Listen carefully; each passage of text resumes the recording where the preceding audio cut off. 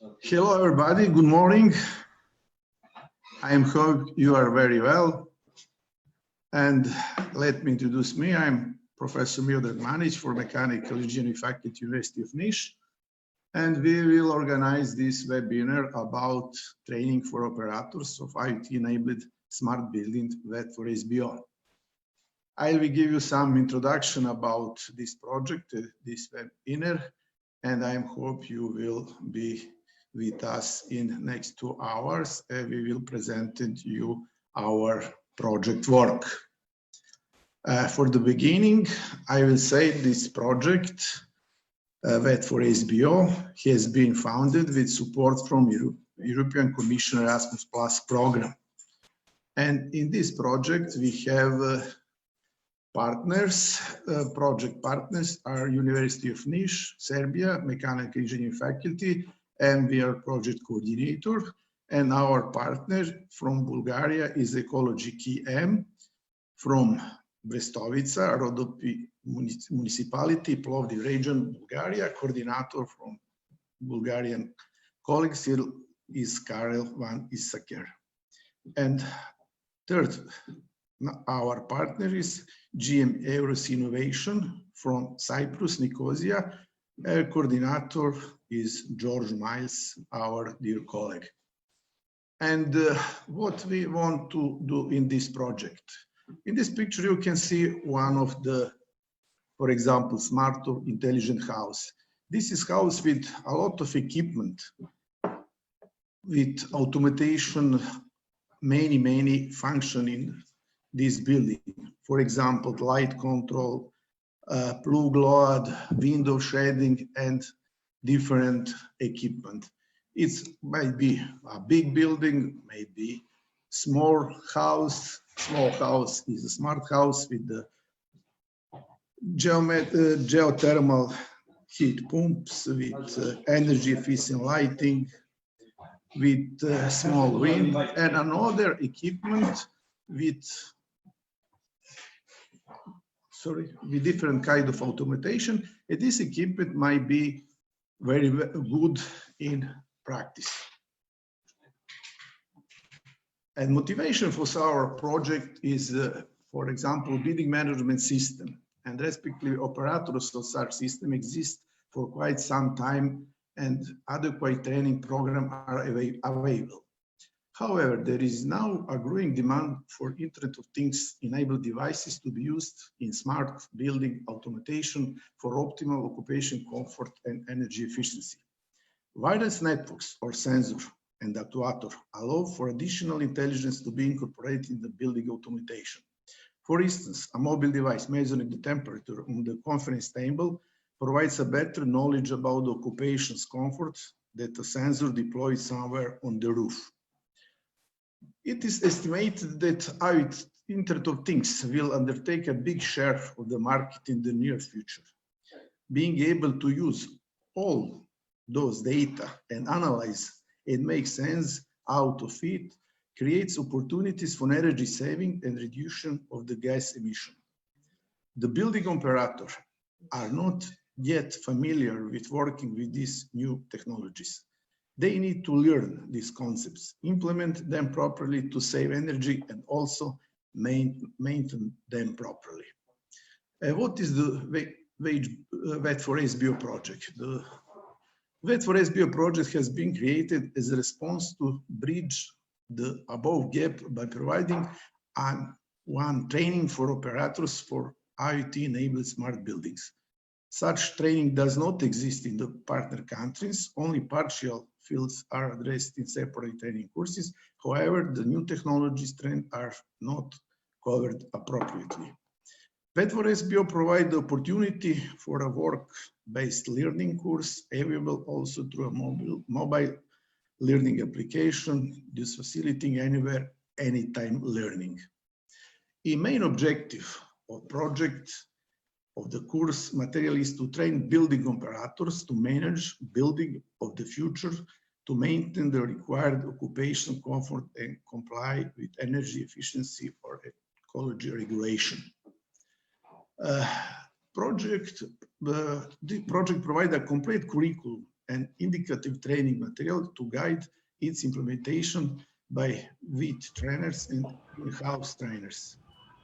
The latter are accepted to train existing and future building operators. The material will be also provided in the 24-hour, 7 days based through an online platform with mobile access as well. The supporting trainer gain access to useful material, the work floor without additional cost. You can use this platform after listening this course. The building operator may use different knowledge. For example, ability to adopt Internet of Things to reduce energy waste, understand about data and analytics and make sense out of it to create opportunity for energy saving and reduction of gas emission, ability to use green technologies and energy saving incentives and programs, ability to analyze waste and knowledge about the remote bus accessibility and control to be able to modify building operator condition and achieve a quicker turnaround of tenant complaints. Something about skills: improved consistency skill to the building operator, improved building maintenance, improved negotiation and mediation skill of the building operator to ensure successful negotiation with the content or facility managers. This is some competencies after being in the course. I will not say about this, and I will say something about content of course. The course is divided in 3 levels, level 1, 2, and 3, with different modules. In this slide, you can see level 1 modules. It's fundamental of building property useful in monitoring and control for effective operation, occupations, comfort, and energy efficiency. Second one is fundamental of building management system. Third one, fundamentals of Internet of Things and indicative applications. After that, basic for operation of smart building using IoT and operation and maintenance policy and practice for sustainable building. Level 2, it's with several modules. First one is selection of IoT equipment for optimal energy efficiency building automation, optimization strategies to meet quality of service criteria, building scoping toward operational improvement, preventive and predictive maintenance, diagnostics for smart building. And third level have 3 modules: interdependencies of building operator subsystem, advanced diagnostic and control for smart building, in state-of-the-art operation and maintenance practices for sustainable buildings. This training procedure will be, it's accepted the trainer with no knowledge about the foundation about IoT-enabled smart building, no relevant diploma or similar, will start through level 1, following all modules in series. A certificate will be given to each trainee that successfully followed the level 1. This will demonstrate the ability to work as smart building operator in the 21st century, however, with no advanced knowledge or underlying concept for ability to design more flexible solution. Trainees with certain background knowledge will be able to continue or even start from level 2, which revise modules and units of level 1, paying more attention to the details. These trainees will have the option to move to level 3 as well in order to benefit from extra knowledge about lab work and use cases of IoT-enabled smart building, for example, designers for new buildings. And in this picture, you can see procedure for using of VET4SBO. For example, if building owner want to have quality building operators, they will contact some center for training and they will use material from VET4SBO platform, and after that they will use this knowledge in their practice.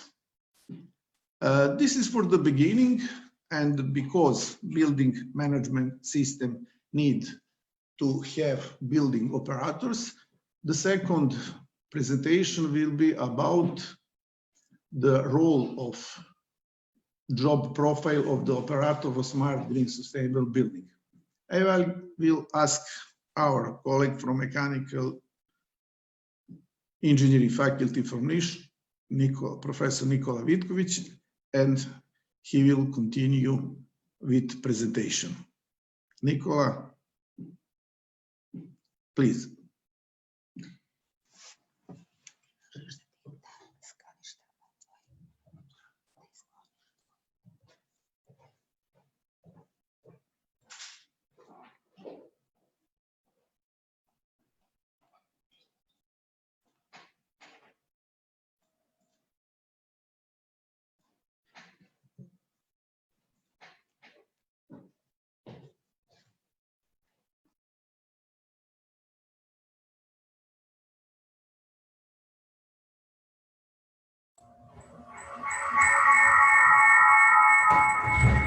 Hello to everybody. My name is Nikola Vitković, and I'm professor at Faculty of Mechanical Engineering, University of Niš, and I will present to you some things about job profile that we created as a part of this project.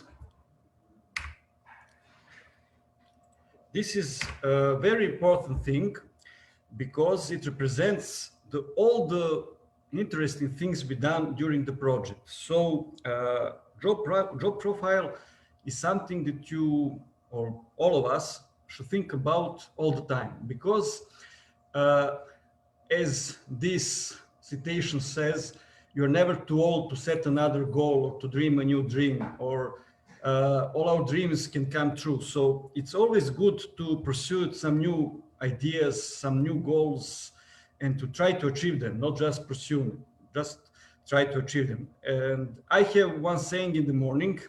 This is my saying, but as I put it before coffee, when I realized that I have a lot of things to do, that in that time it's not so funny. But a job is a wonderful thing if you love it. So we should all pursue some new jobs, new ideas, some new goals in our life. Why is this job profile important for every European project? Because it defines the things or the elements, key elements that some job or job position need to achieve. There are two different things that you should distinguish. Job profile, which is, let's say, some abstract or high-level description or overview of some job position, and especially a job description that specifically describes a particular job. For example, we are here working about operators of the smart buildings. So we have job profile that, let's say, wraps that job. So gives general direction about knowledge, about skills, about competencies, about goals to achieve, and so on. And then we have a specific job description that goes with some of these elements. For example, you need some kind of knowledge, you need some kind of skill for that particular job to monitor something or something else. So it's important to distinguish these two elements and to try to achieve both of them when we create some job profile, of course. And why we introduced this new job profile, or why are we working on this project? Why are we trying to achieve that? Because this job profile, operator smart building, is very, very, very complex job. It requires knowledge of different technologies. So if you have your daily job, any job, it doesn't matter if it's just operator of buildings or something like that, and you learn by using very important thing like this thing, Smart Bidding Operator EU e-learning. This is very important portal. It's e-learning portal where you can learn all the things that we are presenting you today, because webinar like this cannot be performed in 10 days continually, but you can use e-learning portal and learn all the things that we present to you. We created a lot of good presentations, and my recommendation for you is to go to this portal, try to register, and of course you will be able to register. You can make free account, no charge, and start learning. Go through modules, go to questionnaires, and just acquire very important information. And after you learn, you will get a very important thing. So this thing will be very hard, and it will require from you a lot of steps or a lot of hills to overcome, because when you are creating this kind of job or job profile, you need a lot of interesting things and very hard things. Like example, Internet of Things, IoT. You learn about different software and hardware. You learn about different smart technologies, and all of that is very, very important. So when you learn all of that, you will have opportunity to be operator of the smart buildings, or to go to some other field, because things you learn here are not applicable only to smart buildings, but other fields also. Ono što je something that is very important here, it's what you do. You improve your knowledge, skills, capabilities, responsibility, and autonomy, because these things are very, very important for any job profile. But I will only say the last sentence here in the presentation. Like in the Indiana Jones movie and the Holy Grail, at the end, the statement is choose wisely. Wisely is experience, but choose smart. And in this profile, we are introducing you smart things. So when you finish our e-learning course, you will become very, very smart, maybe. Now, I will just go very briefly to these couple of slides. It's important to know that European education and knowledge defines some frameworks for qualifications. These frameworks are on the European level, like this first one, European Qualifications Framework, and second one, National Qualifications Framework. These two frameworks are compatible, and they work together, let's say like that. They define how you represent some occupation or job or set of knowledge, skills, capabilities, resources, everything you have, and enable that you make compliance between European level and national level. So ECVET, or European Qualification Level Framework, is on European level. But when you have that abstract layer, you have to have some structure on the national level. So accompanying level descriptors that goes with EQF are defined as level 1 to level 8. They describe the overall knowledge, skills, and competencies, and national level framework tries to establish a link between those levels and national levels. So it's very important to get familiar with those European levels, because you can work in Europe by establishing these links. For example, on this slide, you can see what is level 1, which is very basic knowledge, basic skills, and what is level 8 is the highest level, which contains knowledge at the most advanced frontier or field of work or study and interface. You are very, very experienced, like say, researchers or very knowledgeable person. So we must try to accomplish level 8, but of course we can make comparison for each job between European levels and national levels. So in this project we done this, so in order to work across Europe, and we try to establish link between national job profile and European job profile, again, generally speaking. These are the data, these are just pure data for Bulgaria, Cyprus, and Serbia, where you can see the level of European qualification and national qualification. So they are differ, but when you say some level of qualification in Bulgaria, Cyprus, or Serbia is equivalent to level 4 or 5 on European level, you know where you are. So, and Europe know where you are. And it's very important to establish those things. When you're doing this job, you have some responsibilities. You don't need previous work experience, but it's okay if you have some experience working with smart devices or you're from technical background. Or it's important because you need some additional structure, knowledge, competencies. You can acquire them, but it's okay if you know something in advance. What you will be doing with this job profile or with this job? You'll be doing a lot of things. These are just some couple of them that I extracted for the document, job profile document. You can build and exploit cable networks, knows the device, understands the principle of action of different use devices, and so on and so on. You can see this in later presentation. Working conditions, smart building automation. That's the future of the workplace we are presenting here.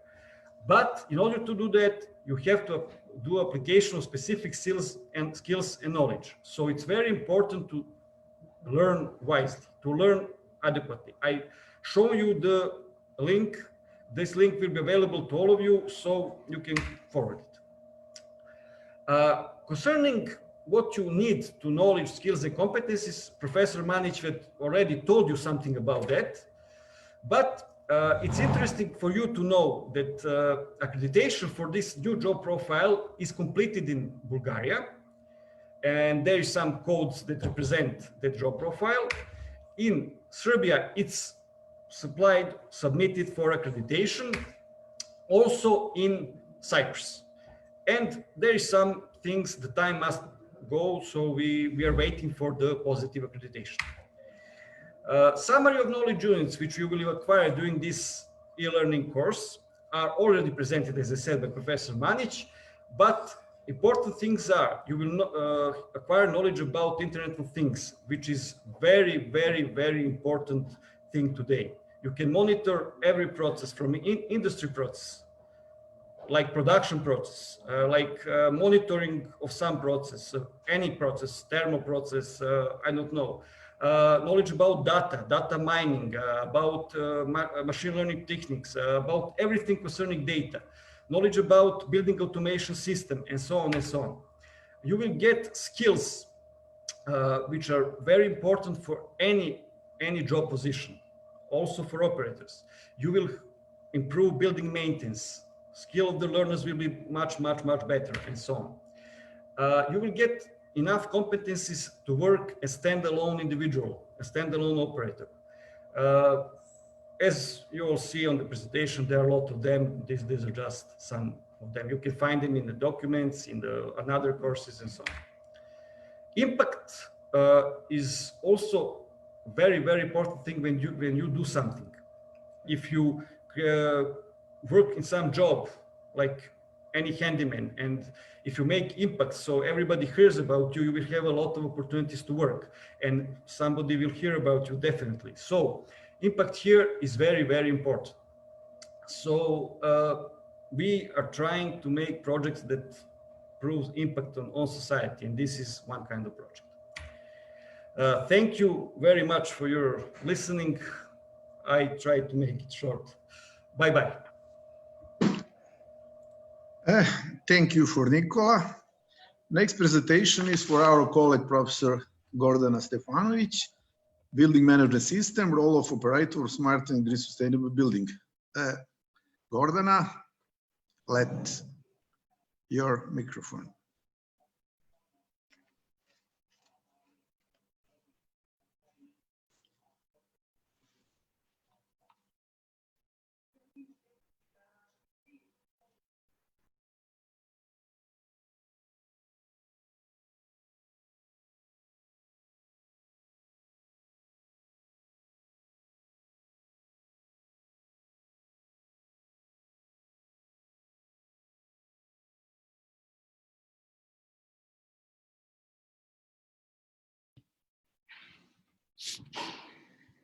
Good morning, ladies and gentlemen.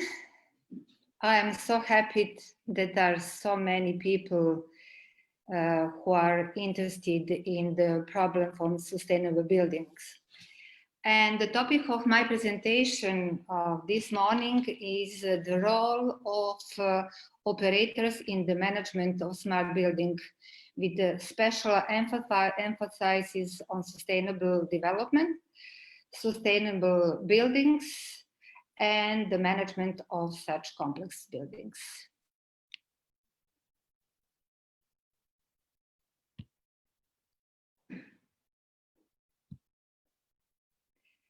Let's start.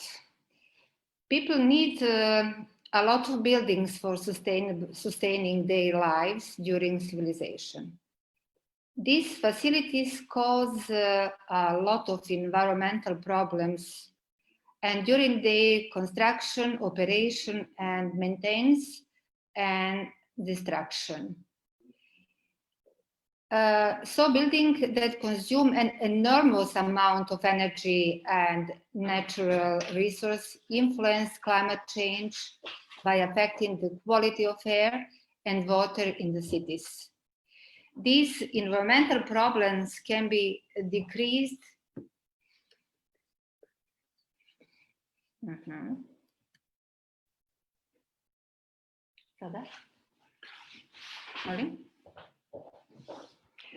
Samo da vidim. I have the okay. I suppose you heard me, but you didn't see my presentation. So I will start again.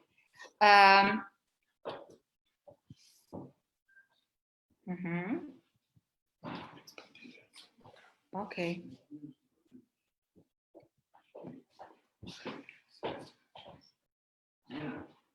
Do you know that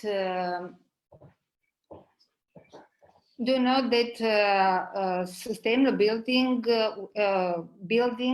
generally has big impact on the pollution and the, excuse me, I have some small problems. Give me a second.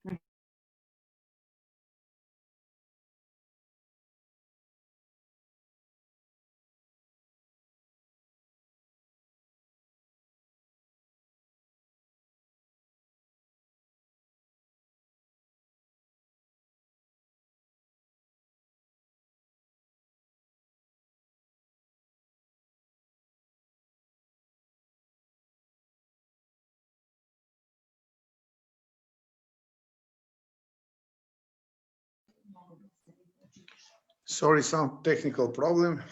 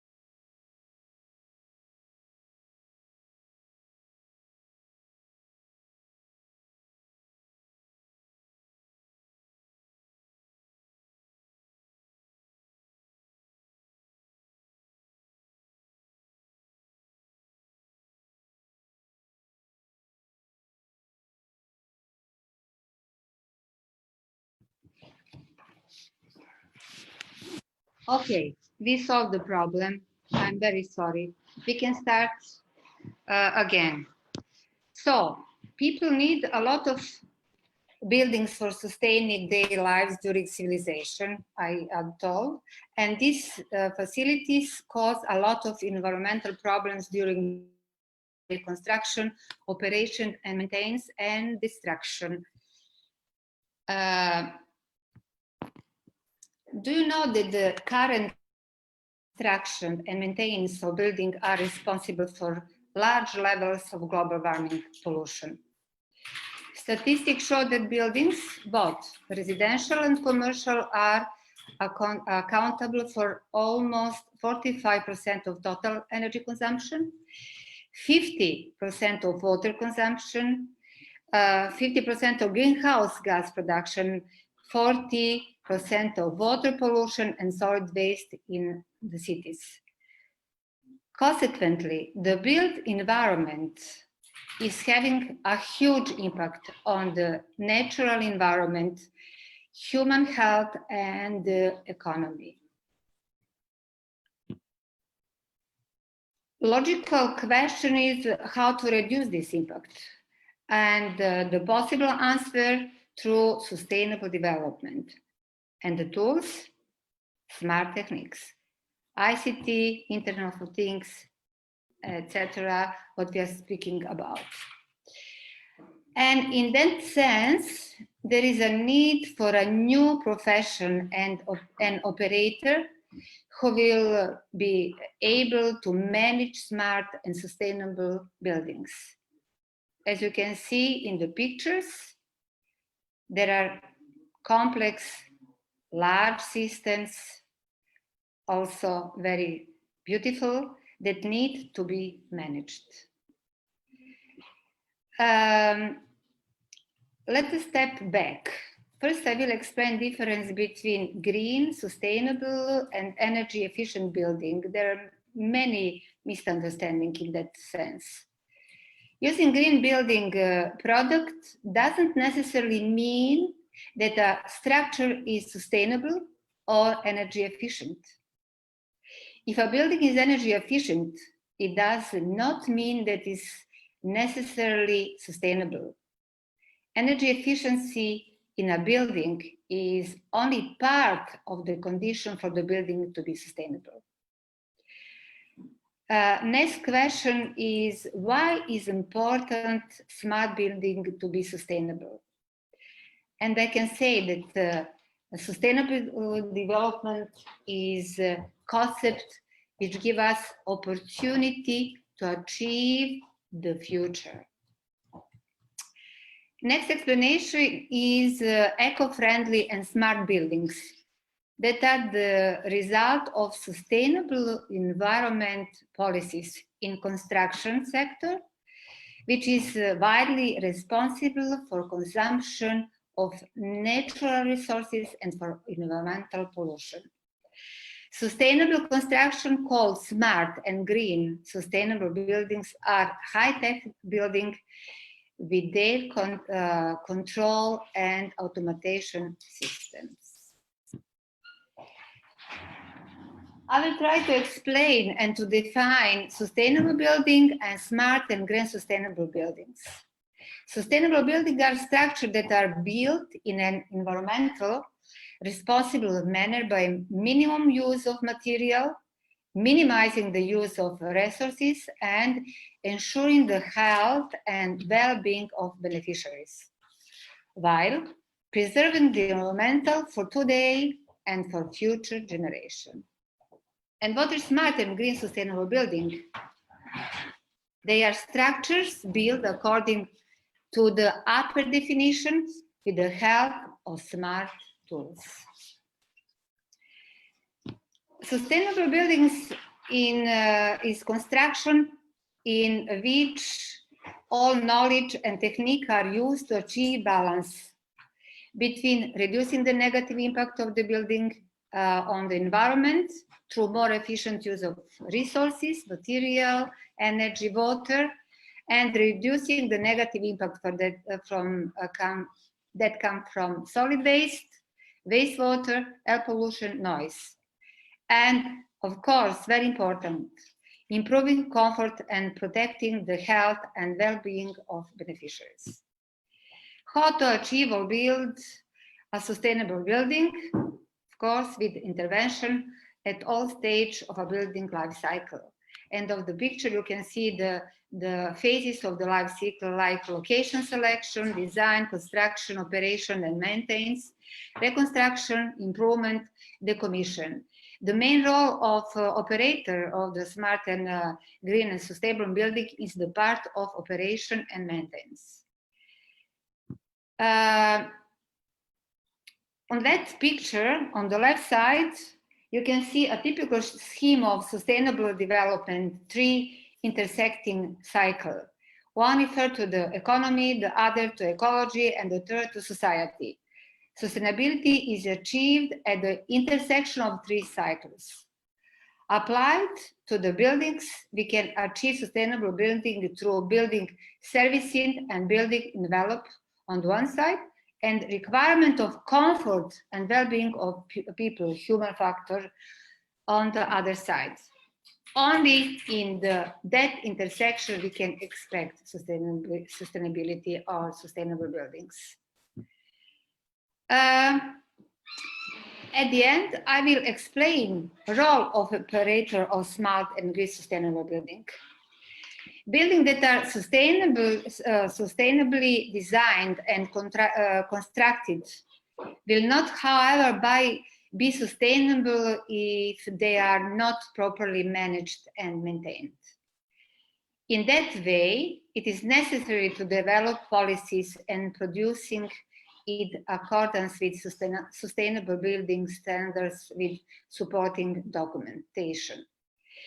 Ensure that the facility staff has sufficient qualifications and training to operate with special equipment. Establish written operation and maintenance policies and procedure for inspection, preventive maintenance, cleaning, and requirement of other interesting things. And it is very important to have written operation and maintenance policy and procedure for periodic assessment of occupancy load and the corresponding requirement for ventilation, temperature, and humidity. Establish methods for measuring airflow and thermal parameters. Further, develop plans and schedules to check the operation of mechanical system components. Then develop a plan and schedule to check the cleanliness of the system and establish a documentation system for repair and replacement. In the following, colleague Vučković will explain fundamental of building management system for effective operation, occupation, comfort, energy, efficiency, etc. And the last slide, I will try to explain why possible benefit are on what is the benefit to build or to turn a building into a sustainable building. For example, lower operating costs, higher return on investment, greater attractiveness of tenants, improved market value, productivity, reduced liability and risk, healthier place to live and work, demonstration of commitment to corporate social responsibility, future-proven property, and competitive advantages. I hope that this reason will inspire many people to build a sustainable building, smart sustainable building, or turn a building into the sustainability. Thank you for your attention. Oh, let's continue. Thank you, Professor Gordana. I'm sorry for technical problem. If you mixed some different platform, for example, Microsoft and OS, you have always the problem. And next presentation is from Professor Goran Vučković. It's fundamental of building management system. Goran, let's continue.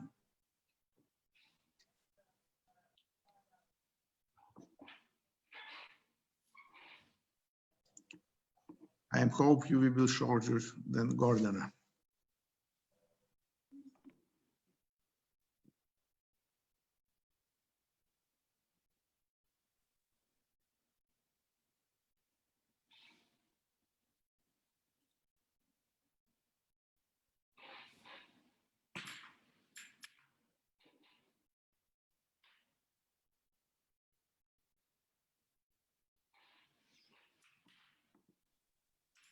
Hello.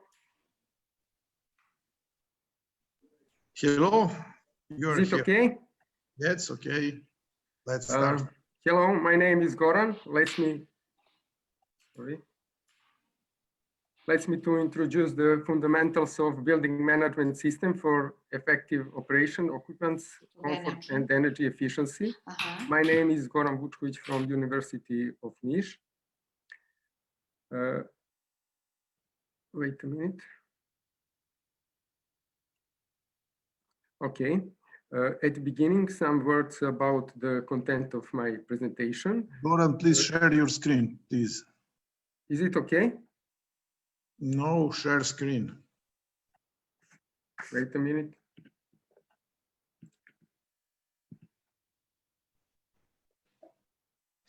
Yeah. I'm sharing.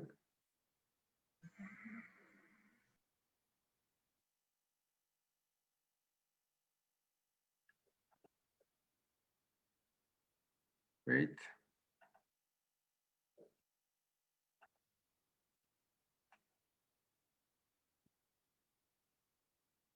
Is it okay now?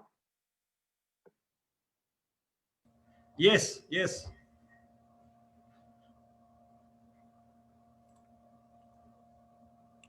Is it okay now?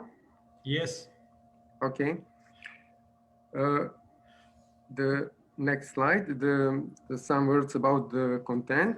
The energy conservation in the main pre-conduction conduction for the high thermal comfort include the energy conservation in the non-transparent envelope, like wall and roof, and windows as a transparent envelope. After that, some words about intelligent control of radiator heating. After that, panel heating or cooling, smart control of air conditioning, energy efficiency of heat sourcing, and eco-smart water control. In the end of my presentation, rational use of energy in household devices, and several words about the smart lighting control systems. Okay. We have three different types of external wall. The contact facade to be used in the reconstruction of the old building. This is our picture. And for the new building, good choice is the sandwich wall, like this. And for the better solution in the ventilation system, like this, and the indicator of the good energy measures in the U value. The good U value of U value is 1.25 watts per square meter and Kelvin, but for the net zero or nearly zero and passive house, the U value is 0.1 watt per square meter and Kelvin degree. The recommended thickness of thermal insulation of external wall is approximately 15 to 25 centimeters. The other non-transparent envelope is the roof. Ventilation under the roof covering is necessary in order to lower to the temperature under the tile and reduce the temperature differences as driving forces for transporting heat to the living space here. Air enters in the gutter zone here and flows naturally under the roof, and living in the upper zone. So we have cold roof in the summer period. If the smart house in the winter period, we can block the ventilation and get the warm roof and saving energy for heating. The recommended insulation thickness in the roof is twice as on the wall, approximately 40 centimeters. It's important to insulate it all the part of the non-transparent envelope with which the heating space borders, like floor above the under heating area, attic under heating area, and internal walls. A good window is an important segment in conversion energy for the heating and cooling. We have many types of window frames, like aluminum or aluminum wood. This is the combination of aluminum and wood. The main material is aluminum, and the wood from the inside space, and the opposite combination is the wood aluminum. The main material is the wood, and from the outside we have aluminum. The same situation with the combination PVC and aluminum. The best U value for the frame is the 0.7 to 1.5 watt per square meter and Kelvin. The other part of the windows, is the glass pocket. Today is the standard glasses with glass pocket with 3 glasses with low emission film and 2 interspace with inert gas like argon. The best solution of argon is the xenon and krypton. The U value for the glass pocket is 1.4 to 1.7 watt per square meter, and one more parameters for the glasses is the G value. This is the value for the G value, and the combination, the U value for the window is combination of U value for frame and U value for glasses. The outdoor window, the outdoor blind window is a good energy efficiency measure for window because the glass surface remains in the shade. In the smart outdoor blinds include the electromotor, wind sensor, sound sensor, and can be integrated in the BMS system, building management system. Some words about the radiator heating. Radiator heating is present in many old buildings. The characteristics of radiator heating is the middle level of thermal comfort and high temperature regime like 90-70 degrees, or in a new insulation, maybe 65 to 45 degrees. Radiator heating control today has advanced a lot. Today, radiators have programmable or smart valves with Wi-Fi communication with the central control unit of BMS.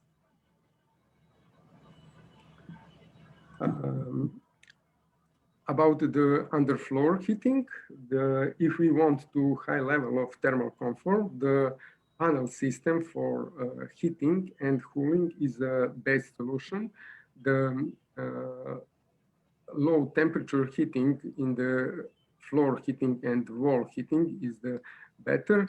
The optimal temperature for supplies water is 32 to 32 to 38 degrees, or maximum temperature water is 45 degrees. If we want to compare radiator and underfloor heating. In underfloor heating, we have a hot floor and natural bottom-up transfer of energy. But in the radiator heating, we have a syndrome of warm head and cold foot and the middle level of thermal comfort in the radiator heating options. If we want to use the air conditioning system, the first example is the split system. We have one outdoor unit, like air source heat pump, and one indoor unit, and individual control of split system. The next level in the multi-split system, we have one indoor unit, but many different type of one outdoor units and many different types of indoor units and independent control of each room with control units in the inside. The number of the indoor units may be 4 to 6 indoor units, but every indoor units today, the modern indoor units have an intelligent eye in the two sensors, eye sensors and eye indicator. And when the people are in the room, the air conditioning remains to the set temperature, like 24 degree. But if the people not move for the 10 or 20 minutes or more, the outdoor units automatically adjust the set for 26 degrees. And if the people come back, the temperature sets the 24 minutes. The intelligent eye sensor, the next other intelligent control is a 3D control, combiner vertical and horizontal outswing to circulate cool or warm air to corners of space in the room. The next system for cooling and heating for commercial or public buildings is the VRV system. We have one outdoor units like a heat pump, air source, water source, or ground source heat pump, and many same of different type of indoor units. The number of indoor units may be up to 100 indoor units. The independent control of each indoor units with the intelligent eye and remote control, and all indoor units specific in the this system, all indoor units maybe in the cooling mode or in heating mode.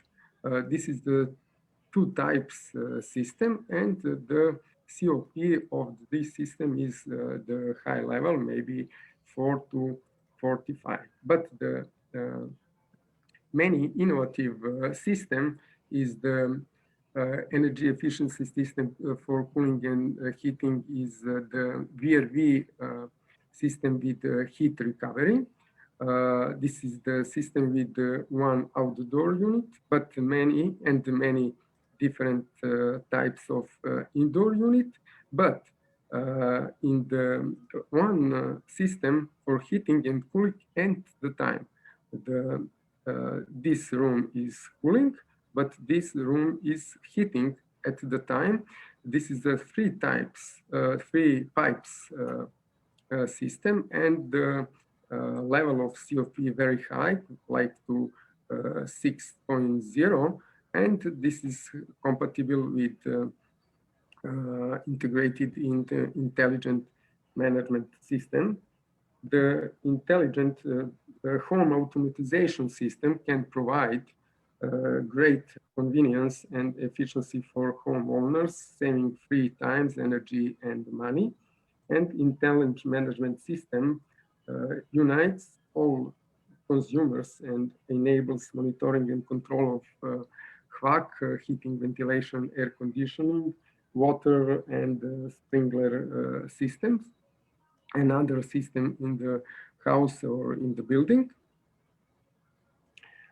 If we need to total treatment of the air, we use the air handling unit for commercial or public buildings. In air handling unit, we can control temperature, relative humidity, pressure, air quality, flow, and we have a heat recovery. The air comes from inside with the top of the air handling unit. Here, from the right side, we have fresh air, and the total prepared air out of the air handling unit on the left side here. On this slide, you can see the location of the sensor and actuators for any air handling units. Sensor for temperature, relative humidity, flows, energy meters, and so on and so on. If we talking about the renewable energy source, the heat pumps is representative energy efficiency devices to use renewable energy sources. Basically, we have 3 different types of heat pumps. One is air source heat pumps with the coefficient of performance 3 to 5, but the better coefficient of performance is the water source heat pump, and the best coefficient is the geothermal heat pumps, and we have 2 subtypes of geothermal heat pumps. If we want to collectors, we put the collector on the depth in 0.8 to 1.6 meter, or if we use the geothermal probe, the depth around 100 and more meters in the earth. The temperature of the earth in approximately 13 degrees. If we use the devices for the cool start for water, we can save the energy approximately 50% for the water heating. On the left side, we can see a classic one-hand devices, but on the right side, this is the cool start devices on the domestic hot water.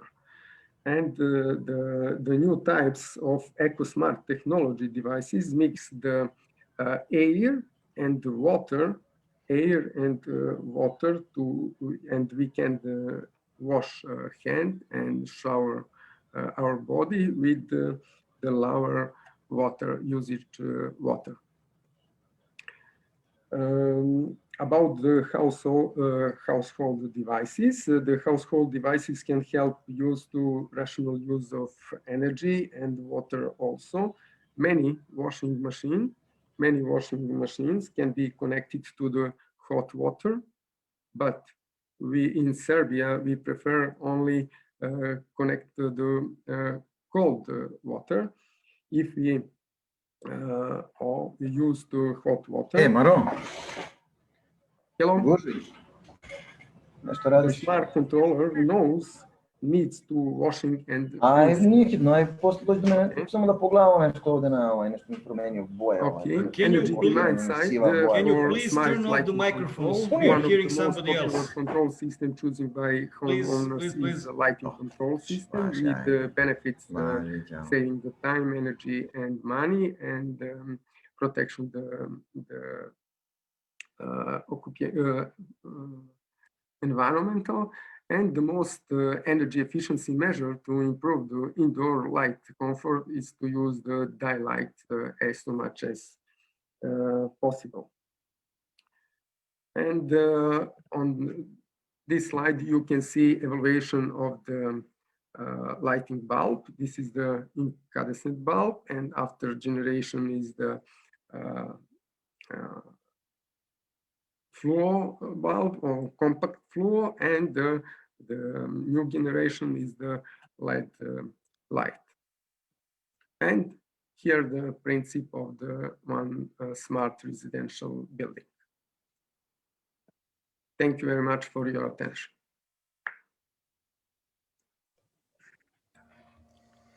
Thank you very much, Professor Vučković. Now we will hear Dr. George Miles from EROC company. Can you provide us with a good presentation, George? Thank you.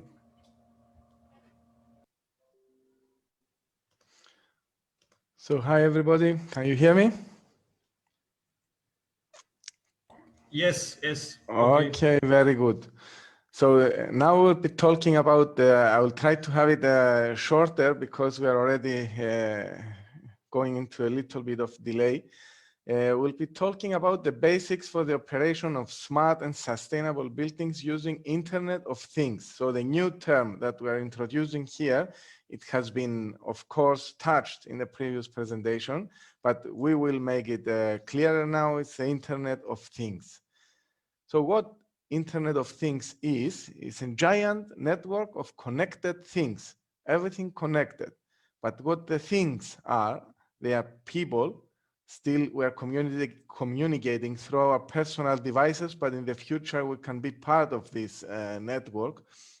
They have physical devices and components like whatever you can imagine, mobile phones, washing machines, lamps, health monitoring devices, etc. And there are also virtual entities like the weather service, a flight booking service, or any other service that we get today from the internet. In general, it's anything that has capability to connect to the internet or to other devices around it. A little bit of history. So the first who mentioned the term Internet of Things was the Otto ID Center at MIT, the founder Kevin Ashton in 1999. He was selling radio frequency IND technology, the RFID technology. But the first who made it clear, the vision of Internet of Things was, again, MIT professor Neil Gershenfeld in his book, When Things Start to Think. However, as always happens, the idea behind this, the technologies behind this have been already in place since 1970s. So the embedded system computing, but only in 2010, we had the first IoT ecosystem concept deployments started from China, but now it's everywhere in the US, in Europe, and the whole of the world. Why would one need this internet, the so-called Internet of Things? There are many scenarios, like imagine your car talking to your calendar and also to the route finding applications and giving you a personalized best route for a specific location you want to reach. Or your home lights taking measurements from your mobile phone about the luminosity in the area and turning off or on accordingly. Or even your heart monitoring device sending information to your doctor without you intervening, of course, always with your consent. Or in the farming sector, a plant may inform the farmer if something goes wrong. In general, we estimate that, not we, but research estimates that by 2030, we will have 125 billion devices connected to this network, to the internet. Buildings are by default complex systems, like you saw earlier in the presentation, so many systems, so many complexity in implementing the systems. They are interconnected, each one depends on the others, and they consist of several components. The heating, ventilation, air conditioning we saw earlier, the lighting systems we saw earlier, safety systems, security systems. So we bring this to the smart buildings world, where you have seen, you have heard already some things about the automation of processes. which combines data and information from the building, but not in a very trivial way. And using these kind of processes, we can automatically evaluate the state in a building. For instance, if we are interested in the temperature, the state is the current temperature of a room, of an area in a building, and we evaluate this, and we can then take decisions to control the building operation. In general, we use the words intelligent and smart a little bit in exaggeration, so we don't have anything really intelligent and smart, but smartness implies some form of intelligence, like being able to collect information, sense, analyze it, like thinking, and generating new knowledge, like learning, as we humans do, to make reasonable and actionable decisions, and autonomously. So if a system can act autonomously, it's closer to smartness. This we don't have today. With the current building management systems, we cannot easily use the term smart for them. In the Internet of Things concept, on one hand, we have the sensors, everything that measures things. We have something in the middle that transfers this information to a platform somewhere to be processed. And of course, what can we do with the information if we cannot act with it? So we have the actuators, opening doors, closing valves, pumps, switches of lights, etc. All of the devices in a building. This is the same thing in a different way of visualizing.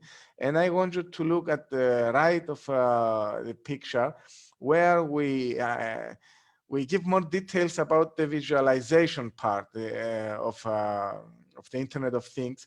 This does not only refer to the interfaces through smartphones or through our computers, but it also refers to analytics, some more advanced intelligence information that we give to operators of the building in order to take informed decisions, and even machines. So the output of this Internet of Things networks can be given to a machine to do something more on our behalf.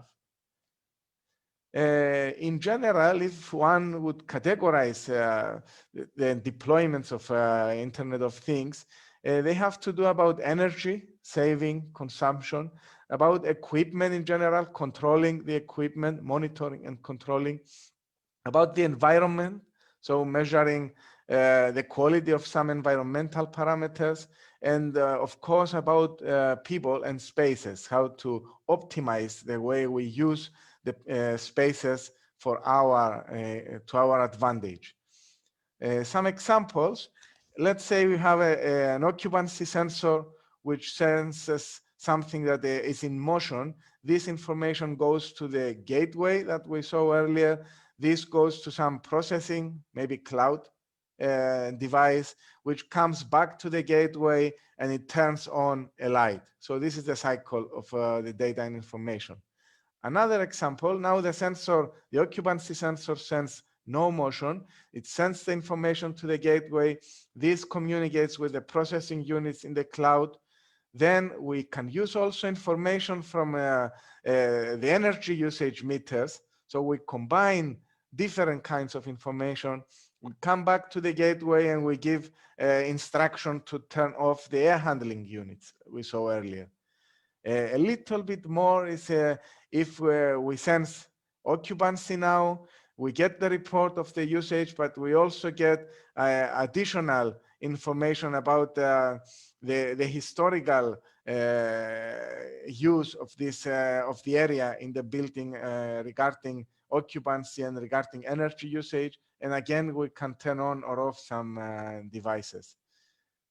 In general, you can think of any application domains that we use. IoT starts these recent years, from air pollution, wine quality enhancing, smart roads, vehicle auto diagnosis, intelligent shopping, you name it. I think if you observe the world around us, you will find even more applications.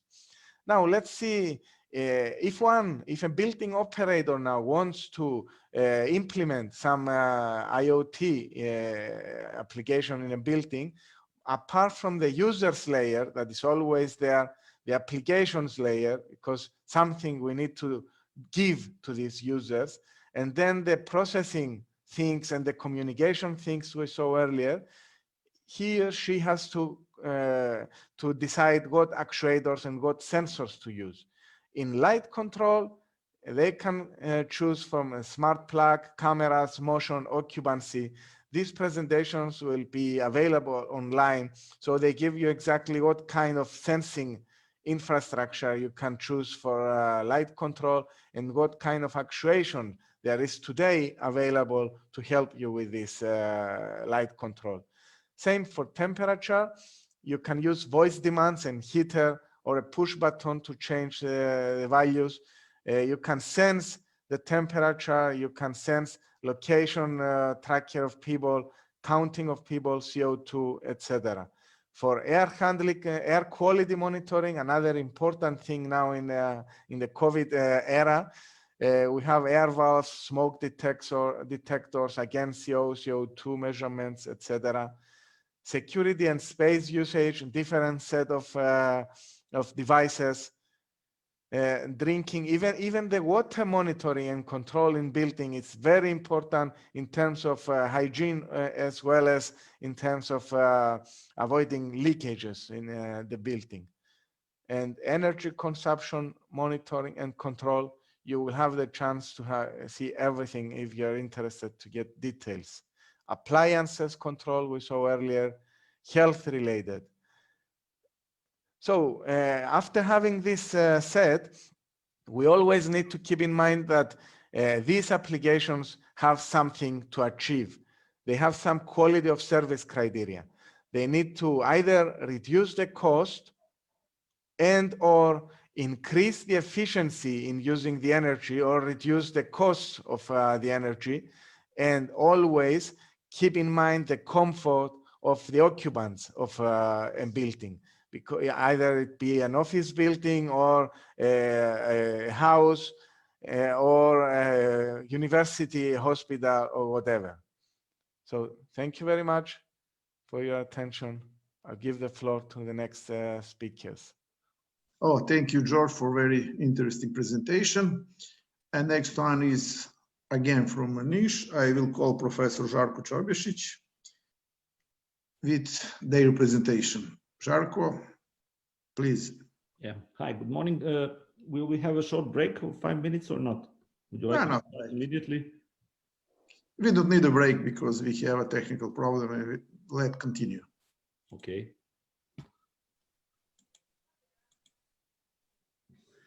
Can you see my screen? Yes, we can. Good morning to everyone. As you have heard, my name is Žarko Čorbešić. I'm also professor at the Mechanical Engineering Faculty of the University of Niš. Welcome to this webinar. I'm glad that we have you here, and I hope that this will be interesting and useful for you. So the topic of my presentation is interdependencies of building operation subsystems. And as you have heard it from my esteemed colleagues, and especially from my predecessor, from George Mills from Cyprus, building management systems and systems of intelligent buildings are quite complex. Actually, it's not anymore a single system. You have several subsystems, for example, for heating, ventilation, air conditioning, for lighting, for safety system, for security system, and others. So many interconnected systems in a single intelligent building. Not only that we have several systems, but also the building automation system, which unites all of them, is not probably the only system that's governing the intelligent building. We also might have building energy management system or some other systems. So not only that we have more systems, but we can have more management systems that should need to cooperate and work in unity. All those systems, they provide services to the users. Their purpose is to provide some service, to do some function, and we may have even more services than systems. One system can provide several services, so it even becomes more complicated. So if you have elevators, they have their system. If you have heating, they have their separate system of controlling, refrigerator, lighting, and you can name it, many systems and even more services. So when the building is built as an intelligent building, it is very important that engineers do the proper design. There should be no clashes between building services. They should work seamlessly together, but not only that, they need to communicate, and they need to communicate, exchange data, and you have to have the control of all of them. Let me give you an example. Your control of heating system or air conditioning might work perfectly well, lighting perfectly well, but then you want to go on holidays and you want to switch your whole object into holiday mode. That should mean that air conditioning should be switched off, lighting should be switched off, and not only that, it should be turned on to maybe deceive some potential burglars and show the object should look as somebody is still there. So you need one control over all the subsystems and services. It gets even more complicated and worse, as you have heard. The Internet of Things devices, sensors, even light bulbs, TVs, refrigerators, sensors in elevators and other systems in the building, they all generate data and they are all connected to Internet of Things. So suddenly we have huge amount of data. It is called big data. You might have heard about that term. So it is very nice at the first thought that we have so much information, it can be used, but there is a glitch. There is so much data that it is now very difficult for a human to analyze that data. So it is called big data, and there are special techniques how to analyze that. So many systems, many subsystems, many interconnected Internet of Things devices generate big data. So how do we provide that all subsystems in a building work seamlessly together, communicate, exchange data, and that you can control all of them and provide more services? Well, the answer is that there are some standardized communication protocols for intelligent buildings. Maybe the most famous one is called BACnet. It's a worldwide standard. So there are many devices that are BACnet devices, and they can communicate, use the same language, and you can interconnect them. There are others like LoanWorks, but I would like to direct your attention to the single one. It's called CONNEX or KNX with an extension KNX IoT. It means it all things devices. It's a huge alliance of producers. Over 8,000 producers have joined this alliance. It exists for 30 years, and it is a golden standard for intelligent buildings nowadays. It means if you want to add some new devices to your building, you just make sure that they are CONNEX devices and they understand this protocol, and they seamlessly become one of the devices that are just joined to your intelligent buildings. This should provide that all the functions work like a uniform system. You then provide interworking of all systems, which is our goal. And it is just necessary that all of the devices are CONNEX IoT devices. Now, you have just realized maybe that not only that intelligent building is a very complex system, it is a system of systems. And we need novel approach, like I have said. When you install elevators in a new building, it is only normal that there is a very sophisticated control system that controls them. Maybe there is a fault detection system, preventive maintenance system, but it needs not only to control the elevators, it needs to become the member of the system of the systems. So all subsystems in a building function, and they provide their functionality, but they also need to be member of the system of the systems. That's what I said. That is provided by having some potential communication protocol, which is common to all of them. So interoperation, interdependencies of subsystems in an intelligent building, that's the problem that I'm speaking about. It's one of the most important things nowadays. It has to be provided to building operators. You have to be aware of that problem, but how is it then solved? Well, there are some novel solutions that arise every day, and there are also some problems that make it even more complicated. Let me just speak about that. First of all, there is a global solution that is now arising. You might have heard of the term Industry 4.0. It is the fourth industrial revolution. It is just happening in front of our eyes.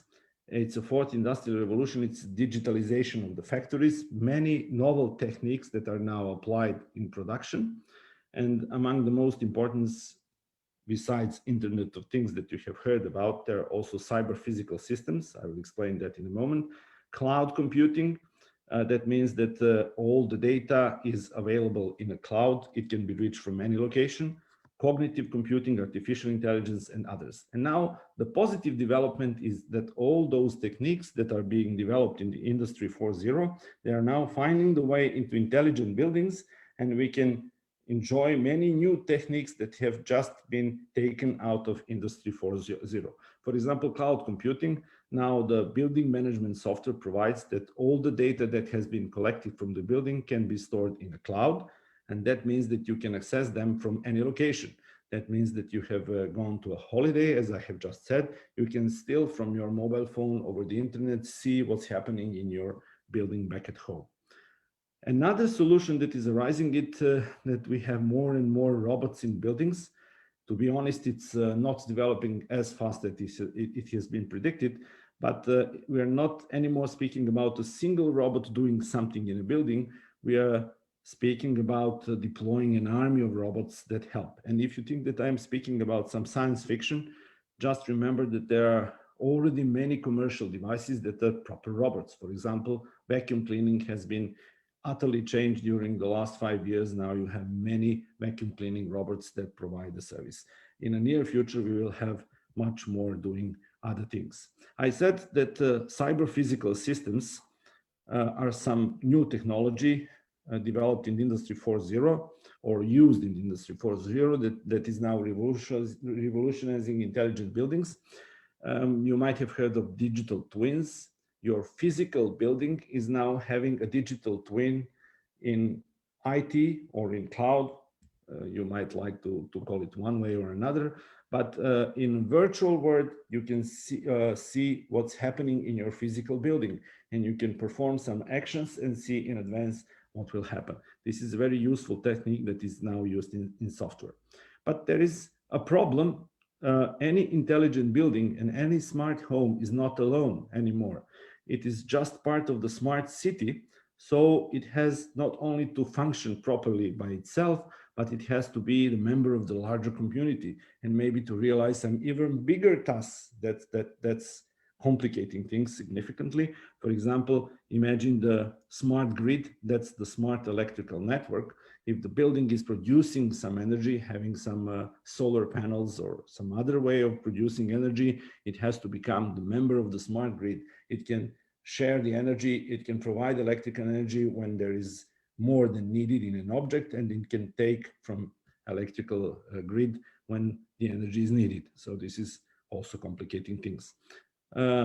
My colleagues have been speaking about the definition of smart. Here's my contribution to that. So to make subsystems or even devices in an intelligent building to be smart, they need to be connected. That's IoT and what we have been speaking about, but they also need to provide analytics. And it is not just regarding the huge systems or the big systems in a building or in a home, like lighting or heating, ventilation, air conditioning, but even single devices need to be smart. Even light bulbs can be smart these days, but imagine the smart refrigerator. Now you cannot buy any refrigerator almost that is not trying to connect to Internet of Things, but it can be really smart. It can perform smart inventory of what you have in your fridge. It can put in your calendar need that you should provide some food or some groceries or something that is needed, and it can warn you in advance to do that. But even more, now if you are going to a holiday and you switch your smart home into holiday mode, Your fridge should know that it should not remind you anymore to buy food until you come back. So it is really becoming more interesting and more complicated. And in this picture, you have a larger scope, a larger problem. So not only the fridge, not only lights, not only electrical energy production in a building, whatever. It is now becoming member of the smart grid and member of the smart city. So you need more analytics and you need connection of your whole building to other buildings. There is a huge problem that is now arising, that's security and really resilience of intelligent buildings. Now, if you have many sensors providing data regarding what's happening in an object, then there are new cyber threats to your building. For example, you have heard about occupancy sensors from my colleagues that detect whether there is somebody in a room so that you can switch or retune air conditioning, save some energy. But potentially somebody could steal the data about occupancy and could have information whether there is really somebody in the building or not, or in which rooms there is someone and in which there is not. So this is a perfect situation for somebody who would like to misuse that. So cybersecurity of the buildings is now becoming much, much more important, and we have to protect buildings. Another solution that you have already heard about is artificial intelligence.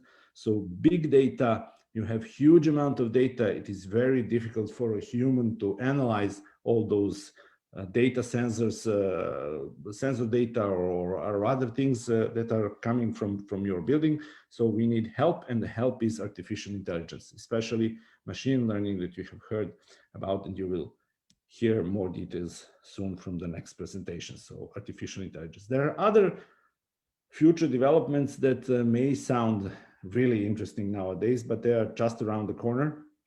For example, not only that buildings are cyber physical systems, that we have now those advantages of playing with digital twins, but they're acting like living beings. For example, like the human body sweats to release excess heat. We could have evaporative roof systems that provide heat release by evaporating water, or we could have rain absorbing matting, or we could have blinds, window glasses that blind themselves, or any other technology that is taken from living beings. That's something which is realistic even today. Also, occupants of the intelligent buildings, they need to have some way to influence the building management system. That is very important. So not only the building management system should try to conclude what the occupants need and to increase the comfort by saving energy at the same time, but also the occupants need to have some way to influence what is happening by control of the intelligent building. And at the end, does this mean that as building operators, you would need to program artificial intelligence, or maybe to program some of those techniques? Luckily not. You just need to know about them and to be prepared to understand and how to use them. But there is a great help in practical use, and that help is software support.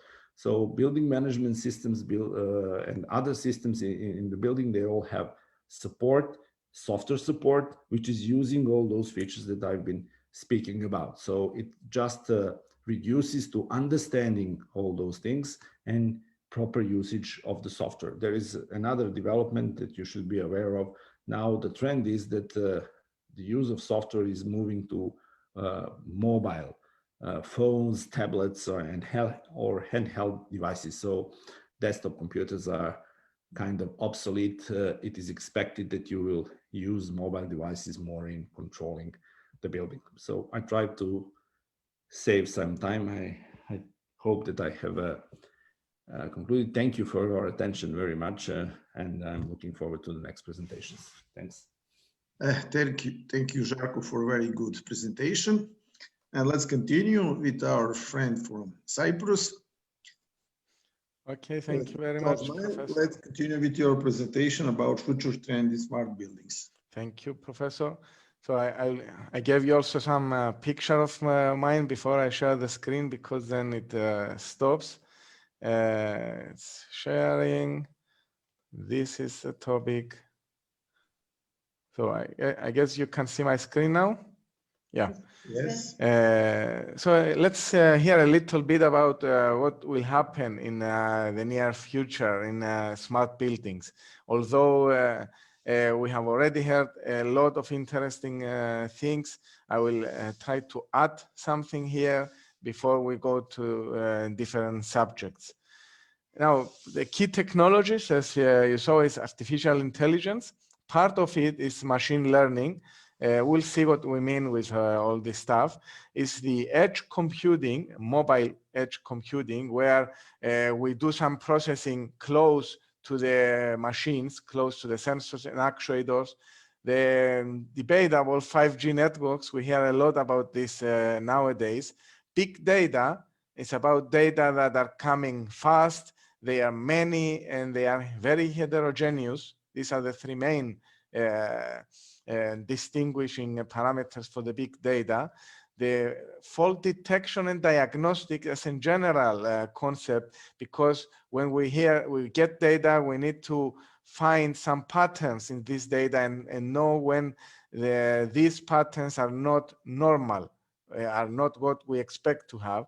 And of course, the predictions. We want to have analytics that help us predict the future in something that we operate in a building. Now, artificial intelligence and machine learning. It's about detecting, artificial intelligence will help us detect any anomalies in the building environment, help us detect and diagnose faults, monitoring and control, and do predictive maintenance. Now, with artificial intelligence and machine learning, as a professor said, we don't need to worry about understanding the details and building these algorithms, but we can rely on some of the devices and be able to understand. If we don't understand what's happening behind, we will not be able to trust the information that we get. Humans, we are very powerful machines, but we cannot do everything on ourselves. Then it's the connectivity of the infrastructure. We saw that there are many components, many devices, many things that are communicating and they exchange information about the status, and they help the operator to make decisions. So a building operator needs to know how to make decisions out of this connectivity. Visualization. Humans, younger generations are now very, they want to see the information. They want visualization, so they are accustomed to having these real-time services providing visual information to them. Indoor air quality. Now with the SARS-CoV-2 virus, it's becoming even more important to be able to, we don't measure, of course, the virus, but the quality of the air in a building is a very high priority. The preferences, so a system taking into account our preferences about the heat, the ventilation, and everything, and it provides the service level that we need in order to trust the machines and be able to perform well in a building. And of course, all this cannot happen if every vendor does their own stuff, uses their own protocols. They will hinder the connectivity. So it's the future comes with open standards and open interfaces between the devices. And last but not least, something that is now emerging is that you have the system understanding everything around and being able to reconfigure. If something goes wrong with some sensors or actuators, the brain in the system should be able to reconfigure the whole of the monitoring and control structure in order not to jeopardize the service that it gives to the occupants and to the operator of the building. Skip that. We have seen that in general, there are a lot of devices being connected, and this becomes more and more mature from sensors, mobile devices, and it generates opportunities to build intelligence. Questions could be, could we allow sensors and actuators to join at runtime? So usually when we deploy some built-in automation systems, we decide what to measure, how to act on these properties, etc. But can we be more flexible and allow devices to join at any time? Can we have mathematical models of everything in the building, which will increase our awareness of what's happening in the building? Or could we go a little bit further and allow control of these things to happen automatically? So we don't need a human to design the controllers, because if things changes, we cannot have a human expert to design controllers continuously. So we want the machines to do this on our behalf. I am happy being part of these efforts. We have developed semiotics, semantically enhanced Internet of Things enabled intelligent control things systems. It's things that are now happening in the smart buildings domain. And what this thing does is that it builds a knowledge graph of what happens in the building, the same way that Google models the knowledge in the web and gives you answers when you're searching for something or when you're using the services. And with this, we allow devices to speak in quotes with each other. And then the system brain, it's not a human, it's a programmable brain. It knows about the building, it knows about what capability it has to sense and act on the environment, and it knows about what the users need from this service, and it provides it to them. And in doing that, of course, there can be many different ways of using the devices in the building. So the AI, the brain uses artificial intelligence reasoning techniques in order to find what can I do if I measure temperature with that sensor, and I also have my mobile device here measuring temperature, and I have a controller that can get this value and decide how to act through a heating device. And there can be many different configurations, and this brain should be able to find these configurations for me. And if we go further and use a little bit of mathematics in a more advanced way, we build controllers automatically. Because if the system knows everything about the building, the walls, the thick of the walls, the connectivity between the components and everything, we have proved that it is able to design control structures on its own. All this will not be deployed in real applications in the next 2 years, maybe it will be in the next 5 years. So keep an eye on these things. It's good if you know what to expect from this market. And of course, we start implementing such technologies in commercial solutions, like one we developed, the Domognostics solution, where we use mathematical models in order to improve the analytics in buildings. Of course, this does not come for free. There are a lot of challenges. Some of them have been mentioned before. Security is a big challenge because we bring everything to the ICT, to the domain where we exchange information, and always we open doors to malicious attacks. Connectivity, it has to happen with standards, the compatibility between the components, and of course, the intelligent analysis and the actions is not at all a trivial thing. It requires a lot of man effort from human beings.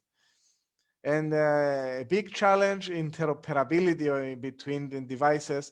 It's like, if you remember the Tower of Babel myth, where people were trying to achieve something, but because they could not communicate, they speak different languages, they were not able to achieve it.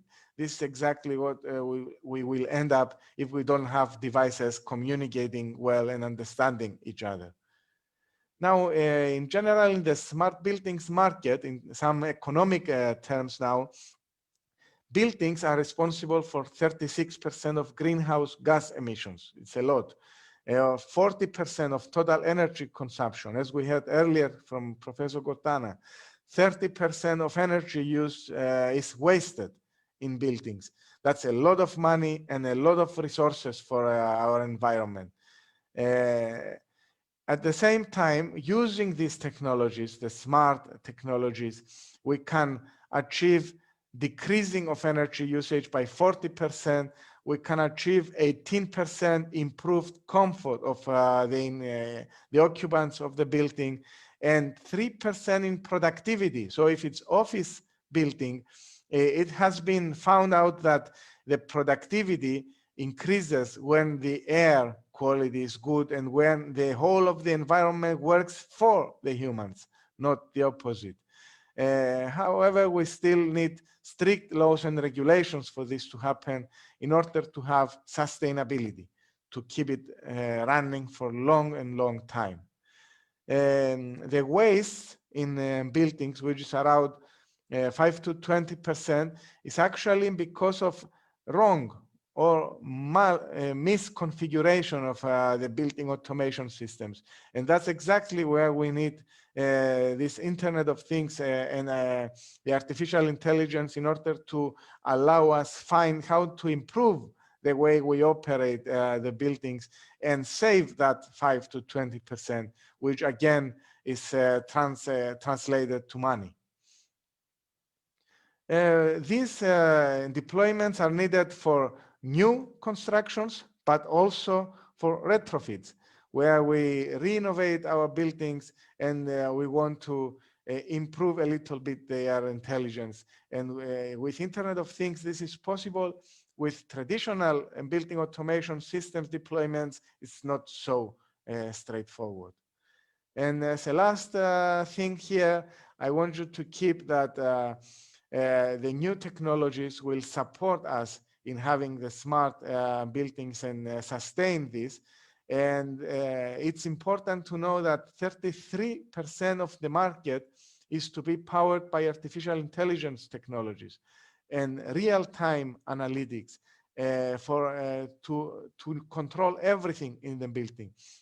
And if a building operator does not spend the time and invest in becoming familiar with these technologies, they will end up being obsolete and outside the market. That's why these kind of training schemes are very important for people in employment or the people that want to achieve something in this domain. Thank you very much, and let's continue.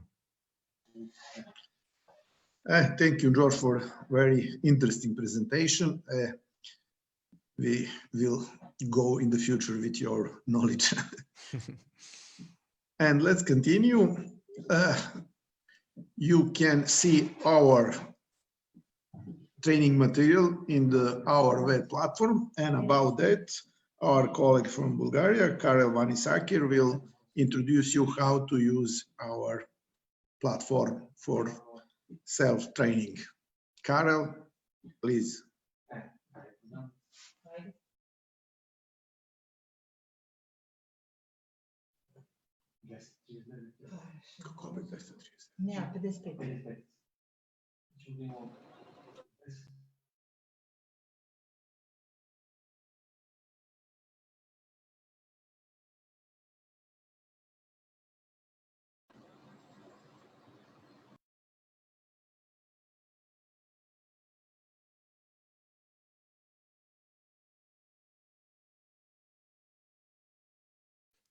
Karel, we cannot hear you. Can you share it again? Yeah. Now you should be able to see it, correct? Yes, correct. Yes. Okay. So good afternoon or good morning for some of you. So I'm going to talk shortly about how in the project we have made the necessary tools available so that all the training material and all the content, the knowledge that has been introduced by the previous speakers, how this can reach both the teachers as well as the trainees, as well as everyone who is interested. I'd like to highlight at the very beginning that all our outcomes are freely available online, and we also plan to keep this like this. So this means that even after the end of the project, you will be able to access the material, you will be able to download the material, you will be able to share this material with others.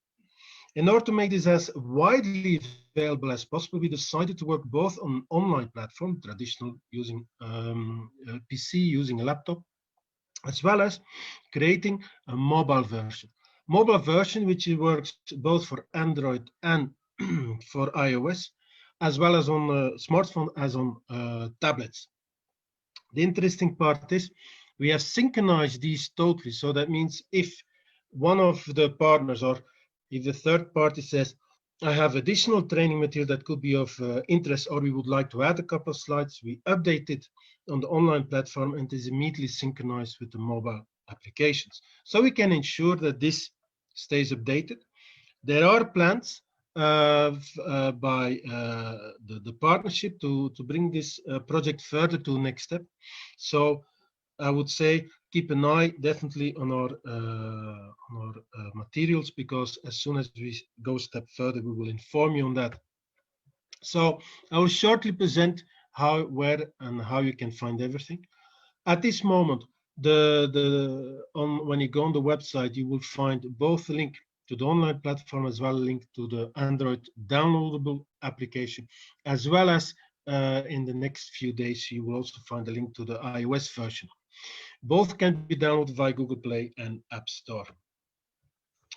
So if you go to the online learning system, if you look in the top right menu of the project website, you will be able to access the online learning platform, and there you can select the respective language that you would like it to be presented in, whether this is English, Serbian, Greek, or Bulgarian. Once you have done so, you will be asked either, when you want to access the materials, you will be asked either to register, to log in as a guest, or to create a new account. The three options are valid in the sense that if you desire not to register yourself, you just click in log in as guest and you can access most of the tools and content provided by the partnership. So we wanted to make the access barrier as low as possible. So once you're in the environment, you can go to the site home place. There you will find the different course packages that have been provided. For the time being, we have grouped them in English, Serbian, Greek, and Bulgarian. You click on your selected package, and then you're being provided with all the training modules in all the different levels. This has been extensively explained by the previous presenters. So once you're in there, you can enroll yourself to this course, and then you can you also are presented with a summary of the module. Description of the module is of very good interest to teachers and trainers, so that they know what is the content of the module, how should I train it, what are the aims and objectives, what are the knowledge, skills, and competencies someone should acquire. So once you're in there, you enroll yourself, you access the different units, and you can go through the content, as well as you can go through an assessment questionnaire. So this is literally an online assessment. You get a range of questions where you can assess your knowledge. This is shortly explained here. Then, as I mentioned before, there is the mobile application. The mobile application downloadable through Google Play, and by the end of this month, this will also be available through iOS App Store. Speaks for itself. It's quite a similar approach. You get an overview of the courses, you can select the courses, and then you can access the content. In these slides, we shortly present what are the main functionalities of this mobile application. Do not worry, all the presentations we have made today, they will be made afterwards available through the project website, so you can download them, as well as the whole streaming of this webinar will also be made available both via the Facebook page of the project as well as via YouTube. And there's also the project website. So again, you can access the different course modules. You can select again the languages that you would like to select. You can directly jump into the content.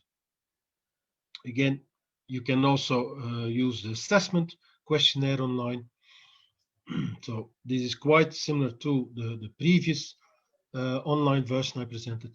And in Android, just like in iOS, you can also change the interface language of the application, so you can change it in all the selected languages.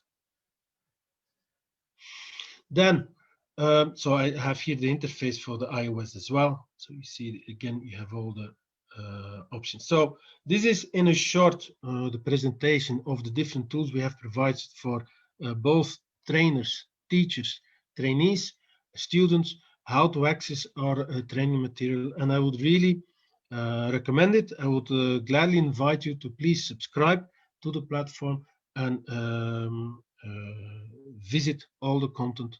And also, if you have advice where you see maybe this could be improved or that content, why is this missing, please do not hesitate to contact us or to contact, of course, the project coordinator, University of Niš.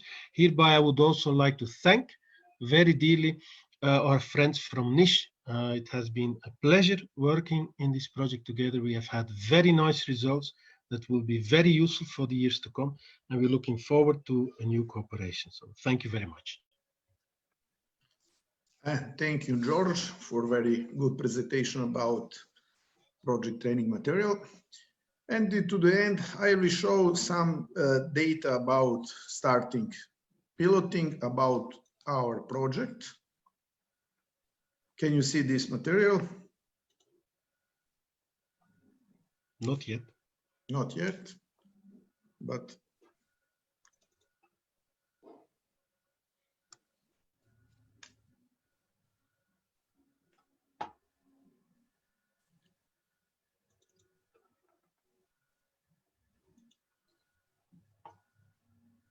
not yet, but now. Now we can see it. You can see. I will show some data about starting piloting of this project. And piloting is in progress now.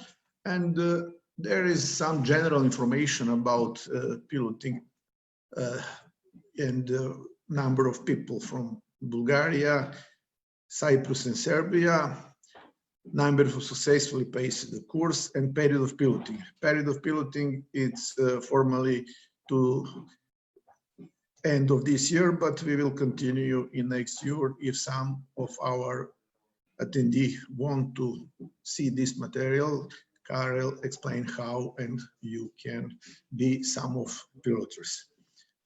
This is general information, induction training organization, because we are in this period have problem with the coronavirus. We use email campaign, online meeting with conduct or our staff member, very limited face-to-face meetings, online service and population that contains the local language in the local training platforms. Social media sharing, of course, we use. And this technique for piloting is theoretic presentation or through platform, demonstration of dedicated labs if possible in some country, practical assignments if possible, post-test, discussion online, etc. And the profile of trainees is showing this table.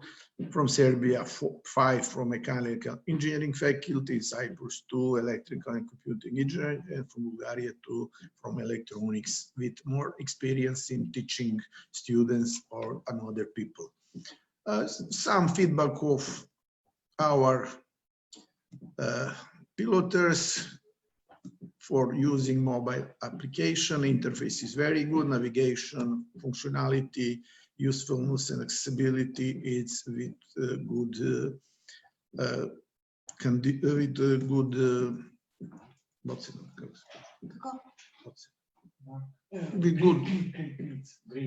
with good grades. Sorry for interrupting. Evaluation of piloting motivation for participate is qualification raising and career development, personal prestige, increased competency in the labor market, acquiring and offer certificate for additional VET qualification. If you want, you must use our platform to continue for your advanced knowledge, and I will call you. You are welcome for our platform. It is for short about piloting. This is some picture for our colleague from Bulgaria in their piloting space, and it's all our presentation. And I will ask you if some of our colleagues want to ask question or give some comments. Let's go. If someone want to say something.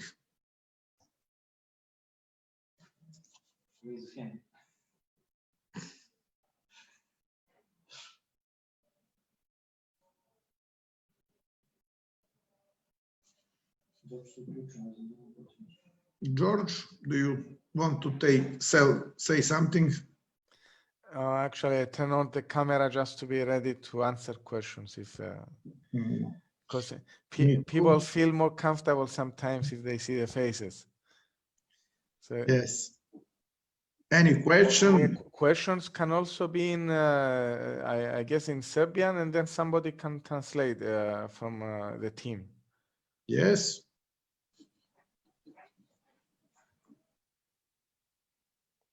Or even comments instead of questions. Comments.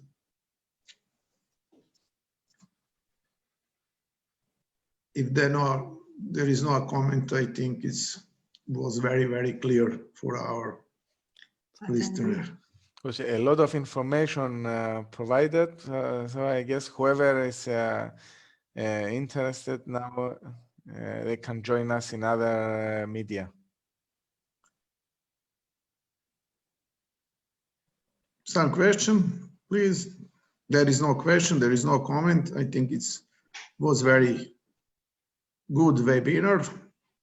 I will say thanks for all speakers, all friends, and I hope very soon we will continue to work in another, maybe webinar on another project. Thank you for all the best. Be carefully in your life, and we will hear as soon as possible. See you in Niš soon. See you in Cyprus. See you in Cyprus. Bye, everybody. Thank you for listening. Bye, bye, bye, everyone. Bye.